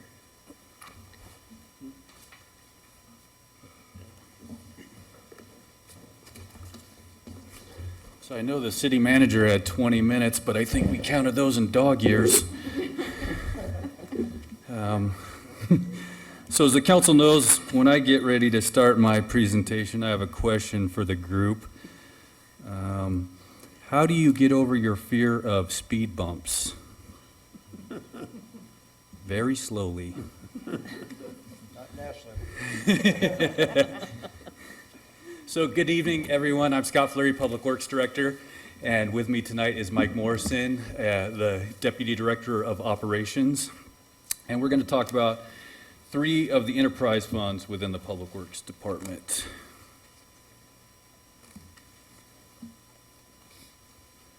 All right. So I wanted to start out first with significant changes. And when you look at the Public Works overall budgets, each individual fund, you'll see these themes across the board.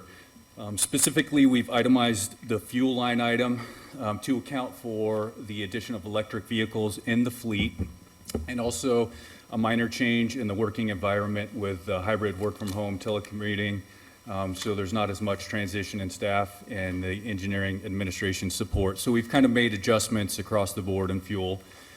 We've shifted some burden in the technical line items to other line items where they're more appropriately to be charged. We noticed that small tools were getting charged to technical and some software things and some computer things, so we shifted that burden to where it actually belongs. We've also updated our licensing charging to what we're spending actually for Cartograph, our asset management system, and other licensing software that we use on a programmatic level for the whole Public Works funds. We've increased the infrastructure line items to account for an increase in inflation for materials costs that we're seeing across the board generally, as the city manager referenced. You know, we're seeing anywhere from 15 to 30% increase in materials that we're purchasing. Specifically, the other component of that is chemicals for treatment plant operations, both the water and the wastewater treatment plant. We're forecasting anywhere from 15 to 25% increase in the next biennium for chemical cost increases to manage those treatment operations. One of the other things that's hit us, and it's a small amount, but the requirement to send drivers to specific CDL, commercial driver's license training. You can no longer provide that on the job. You have to send them specifically to training. So we've allocated at least one training per year per division for the enterprise funds, water, wastewater specifically as part of that. And then the other things that is increased is disposal. So anything we take out to Dry Creek, the sweeper pilings, the sludge, any sort of disposal that we handle out there. Dry Creek has raised their rates pretty significantly. I believe it was a 14% increase last year, and so we expect to see that increase translated into the future biennium. So those are kind of top to bottom, some of the significant impacts that are hitting pretty much all of the Public Works operational funds in the M&S categories overall. Now I'll start with water and the water division. The water fund is broken up into 4 divisions: supply, treatment, distribution, and conservation. And each one of those divisions is budgeted separately as part of the overall water fund program. The water fund in general is regulated by the Oregon Health Authority, so that's both the treatment and distribution systems for potable water. And then we are also regulated by the Federal Energy Regulatory Commission. You'll hear me use a lot of acronyms generally, FERC. Because of Hostler Dam, and the city is a purveyor generator of hydroelectric power, and we coordinate with Tom and the electric department on the operations of the Reeder Gulch Power Plant. But there are a lot of regulatory requirements and things that need to be managed within the Public Works for meeting the regulatory requirements dictated by FERC and what we call the Part 12 Dam Safety Program. So there's some budgetary impacts within this current budget to manage that program overall. I was hoping the city manager would mention this, but he didn't when he showed his diagram. We've been informed that this is a fishbone diagram. I didn't know what that was until we did a little research on it. This is our priority breakdown specifically for water. We are focused on updating our water management and conservation plan, and that's a Water Resources Department requirement, and we're in process with that right now. We expect to finish up by the end of this year. We're focused in on proactive maintenance, and as the city manager mentioned, the addition of 2 water distribution utility workers will help us be on the forefront of maintenance activities. And that brings us back to 2008 level staffing for that distribution crew. So since that time, we've been down 2 staff members, and so having those 2 staff members will put us back into being able to get a handle on all of the maintenance requirements. We're talking unidirectional flushing of the system, fire hydrant maintenance, internal pipeline replacement projects, and things of that nature that those guys do every day. And I just looked at this morning, we maintain a call log for all the enterprises for Public Works, and to date, from January to today, the water line has received 268 phone calls, and Mike and I estimate that about 2/3 of those actually require a response from a utility worker to go to that location to investigate a leak, to shut off a service.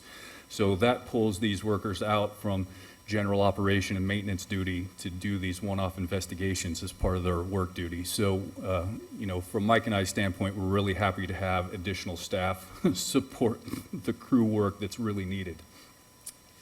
We're also working on the update to the Talent Ashland Phoenix intertie operating agreement, coordinating that right now with Talent and Phoenix to update the original 2000 IGA that was put in place, and we expect to bring that forward to the council within the next few months. And as I mentioned, the FERC requirements, we are in the process of doing what's called the Comprehensive Assessment Report. So that's a full fundamental inspection, what we call Level 2 risk analysis and potential failure modes analysis updates for Hostler Dam. And that's required to be submitted, the final report, to FERC by the end of the year. So that's in full swing right now as part of our overall water fund program. And of course, ensuring regulatory compliance for delivery of potable water to the system and the users in Ashland. Now, here's our structural org chart for the water division. 19.5 FTE make up the water division, and that includes the 2 additional utility workers and 1/2 of an individual, the SCADA technician position. And as the city manager mentioned, we've noticed over the last few years, contractual work for integrators and SCADA work has been a significant amount of costing for both the wastewater and water division. So we're hoping the addition of a full-time staff member will significantly reduce that contractual load and generally improve response time for critical needs. We're fortunate that we have good SCADA integrators locally and good relationships, but having a staff person who is available and knows the system and lives and works with it, we're thinking is going to be a positive benefit for the city moving forward. So, as I said, the divisions within the water fund are budgeted separately. Supply and treatment on this slide. The materials and services have gone up for the kind of the general reasons I've mentioned before: disposal fees, chemical costs, general infrastructure related increases. And our personnel services, where they are budgeted, have gone up as referenced by the union contracts and the COLAs as developed through the bargaining process this last biennium. Again, here the overall for distribution, conservation, and our SDC breakdown for the water fund.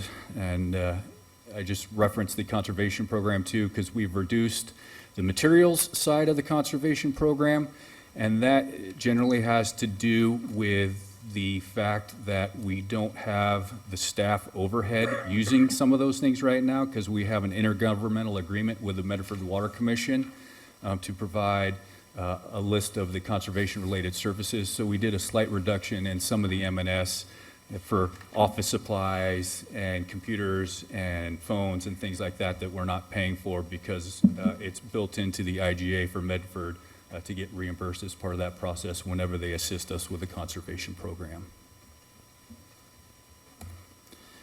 And really with that, we can hit questions on the water fund.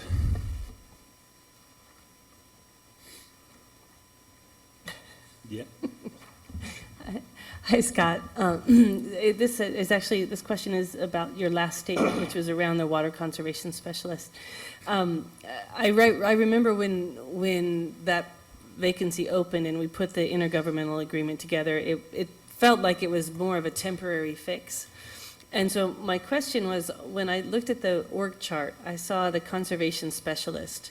And I was wondering, is that a full-time position coming back in? But then it sounds like the intergovernmental agreement is going to continue. So kind of where are we at with being able to have an in-house conservation specialist for water?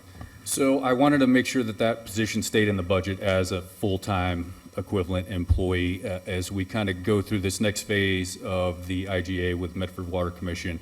And we've had, Medford Water Commission has actually increased their staff to support conservation-related services, and we've started to have conversations about more of a regional coordinated effort. That came up during the water supply and sharing agreement process with the partner cities about how do we potentially coordinate as a region more on water conservation efforts, with potentially Medford taking more of a lead role and the other partner cities being partners and providing administration support and other things at that level. So we're kind of working through those details, and part of that is to understand, do we want someone who is kind of the conservation analyst, or do we want more of the technician position as part of that? So that's kind of one of the things I'm working on, determining what makes the best fit for our needs moving forward. Do we want someone to just go out and do the audits, indoor and outdoor, and provide that feedback and work with HOAs and things like that and do some minor messaging? Or do we want someone at that higher level? And I'll just reference what Julie was when she was here. She did all of those things. So it's, from my standpoint, trying to figure out what's the best fit for the program in coordination with what we already have in place and coordinating with Talent in Phoenix and the other partner cities on their programs as well. Thank you. Any other questions at the moment?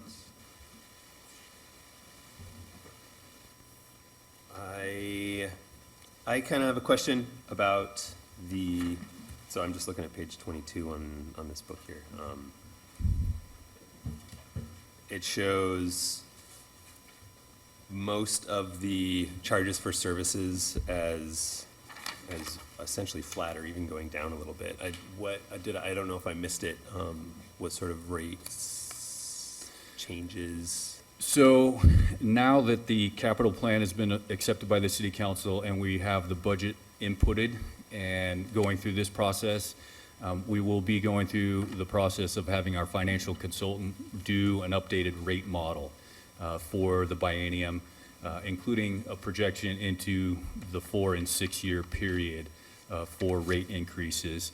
One of the things that I've spoken with the council about too is updating kind of the rate modeling structure and making potential changes or offering alternatives to how the rate is recovered as part of our existing base meter fee and the commodity tiers within the existing structure, and looking at alternatives. And we've thrown around, we'll say the word progressive, and looking at how we can recoup maybe more of the revenue in the commodity charge. One of the things in my discussion is I'm starting to pass that information to our financial consultant is the recommendation to update the 2016 cost of service study. So I think we're going to endeavor on that process because that builds a defensible rate methodology system that can be employed by the city moving forward. So my expectation is to start that process. We're in that process right now. It's going to take a couple months to get that all put back together and before council. But I will say I expect there to be rate increases brought forward. We haven't had a rate increase in the enterprises other than one storm drain fee increase since 2019. And as the city manager showed you with the inflationary impacts, we're starting to fall behind on a certain level moving forward. Okay. Any other questions? All right, perfect. Wastewater. So wastewater is broken up into 2 divisions, treatment and collection. And our focus is to meet regulatory requirements, and we operate under the National Pollution Discharge Elimination System permit. And I don't know how many times I've said that in this room, but it's a lot. It's developed and controlled by the Department of Environmental Quality. Now, our priorities for the biennium are increased system resilience. A focus is looking at inflow and infiltration reduction, and that came out of the collection system master plan, was to try to reduce our I&I wherever applicable as part of our program. Delivery of capital projects, again, proactive maintenance within the system. We're fully staffed within the treatment system and within the collection system. And then also, as I said, compliance on the regulatory level for our program with wastewater. 13-point FTE make up the wastewater department overall. This includes collections and treatment, and that includes a 0.5 FTE addition from the SCADA technician. We expect that the SCADA technician will be both water and wastewater fluent and efficient from that programmatic level and split their time between each fund moving forward. Same overall conditions. Personnel services are dictated by healthcare and the union agreements that we have in place. And our materials and services specifically have gone up for disposal. For treatment, that also includes electricity. We have matched the electricity consumption with actual over the last couple of years to be more in line with what they're actually expending down there. And then disposal increases. Collections is pretty flat overall, except for, what was it? I forgot my note.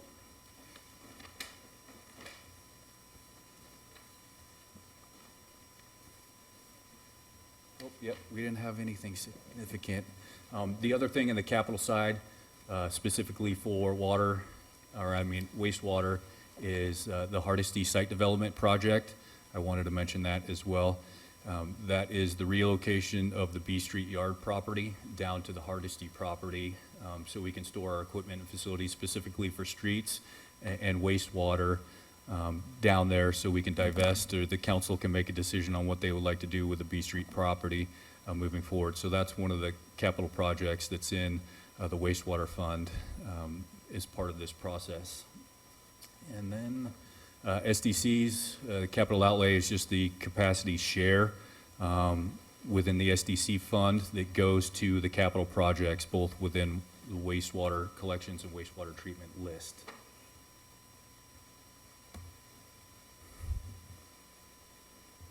And as Mike said, the wastewater treatment plant is probably, he tells me this, one of the best things that the city has in place, and it does the most dynamic job of taking wastewater and converting it into almost drinkable water before it's released into the creek. So it's one of the most impressive facilities and things that the city does operationally. Any changes in the SDCs or anywhere? The SDC methodology was updated for wastewater in 19. Water and storm, I have on the docket to bring the methodology update forward. Commissioner Runkle was on the SDC committee last year. I just haven't had the capacity to bring the final methodology forward to the council for approval. But once the budget process is done, I expect to re-engage that process for new SDC fees to take effect potentially later this year or January of '24. Any other questions on this or even water? If Gina has any questions. Thank you, Shane. I did have a question, but it was asked and answered. Thank you. Oh, perfect. All right. So stormwater, one fund, one division, stormwater collections. And the city operates under what we call the MS4 permit, which is regulated by DEQ. And the MS4 permit is issued to communities that have a separate storm sewer system. The city of Ashland has a separate storm conveyance system. Some other municipalities convey wastewater and stormwater in a common system, and the city of Ashland is a separated system. And the MS4 permit is on a 5-year renewal cycle, and I believe we should be getting a renewed permit here shortly from DEQ.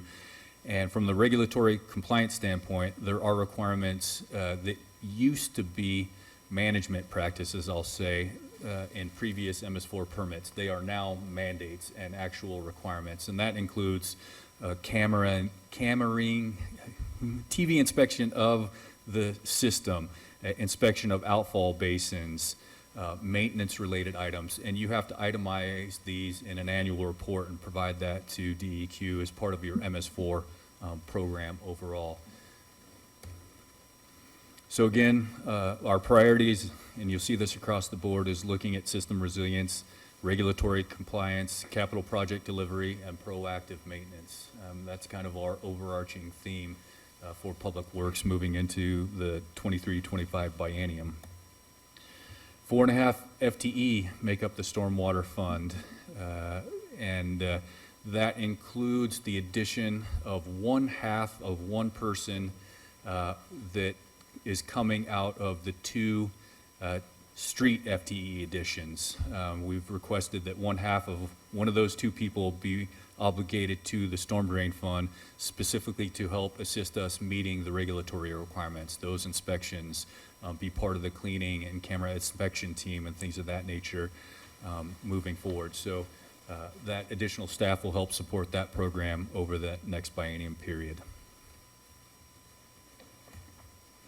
And again, our main changes for the stormwater fund include fuel increases and disposal increases for the sweeper dumpings out at Dry Creek. We noticed that some of the charges were previously being hit to the street fund for some of the fuel and some of the sweeper piling dumpings that were taking place at Dry Creek as part of what they do operationally, because street staff do both street work and storm drain work. So we fixed that in this budget, and on the supervisory staff component, made them aware of where to charge work activities to moving forward. So the changes in M&S generally account for increases in disposal and fuel associated with the sweeper management, which is primary to the MS4 because it keeps debris out of the storm conveyance system and then out of the watershed itself.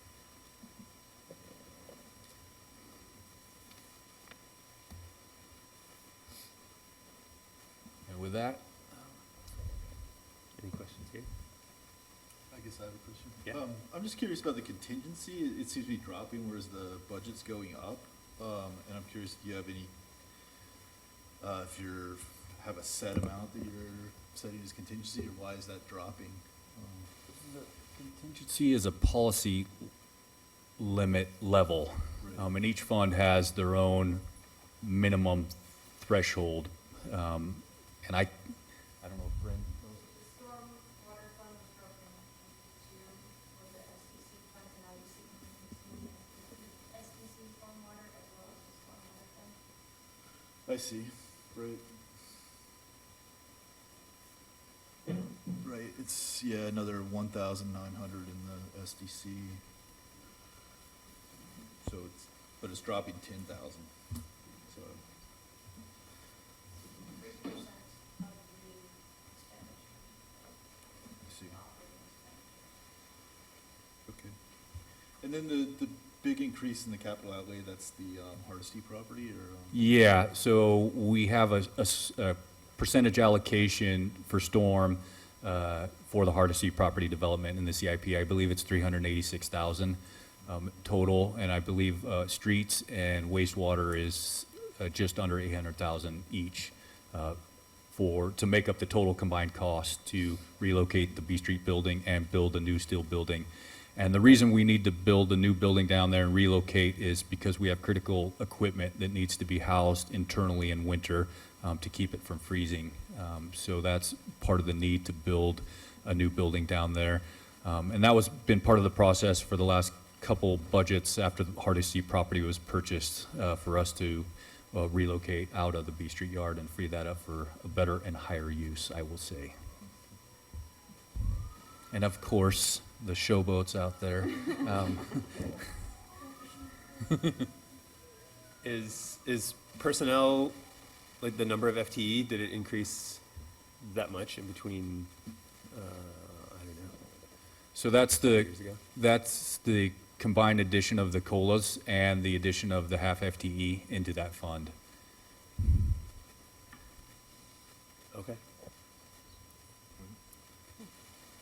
And then just, I don't know, I guess just a big picture question. Is it easier, because you mentioned that stormwater and wastewater are separate. Is it easier that way as a city to manage, or would it be better if they were combined? I don't know, I'm just wondering.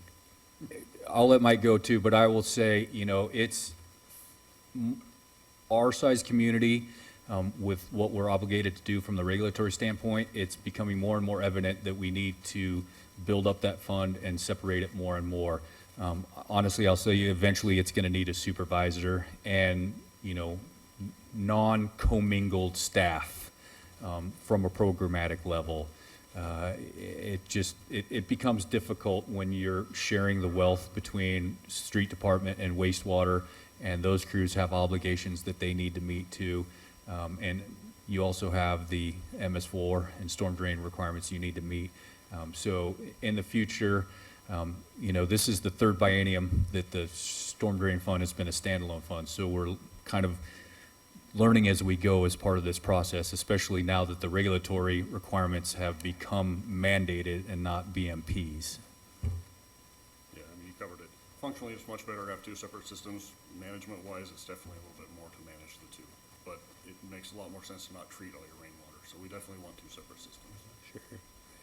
And that's the focus on the inflow and infiltration reduction, to keep stormwater and any sort of conveyance from rain hitting the treatment system, as you're paying electrical costs, you're paying for chemical costs for that. So reduction in that is kind of a general focus from the program itself. Great. Any other questions? Perfect. Well, thank you very much. Thank you. Appreciate it. Absolutely. So no public comment, and I guess, I don't know, next budget meeting, well, May 1st now, at 5:30 here. Good to see you. Good to see you. Here? Yeah. I have a board meeting. Alrighty. Well, unless there's anything else. Everybody good? For all the online discussion. Thank you all. Appreciate it. Yeah, Thank you. meeting adjourned. We have to move to